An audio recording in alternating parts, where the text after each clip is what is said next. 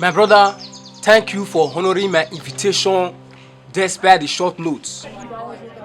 You know, we have some situation going on in our home these days where wives are controlling their husband. That is the issue we want to tactically address these very moments. Sally.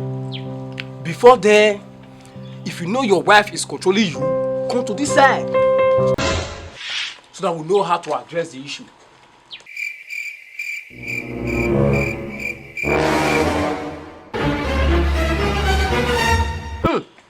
So it means your wife are controlling you. Now there is a way we will issue an advice so that next time you will know how to tactically entangle those situations. My brother, congratulations. So you mean your wife is not controlling you? She said I should stay this side. Okay. She said you should not move. But I don't really know if she's controlling me. So it means she's controlling you. You come to this side.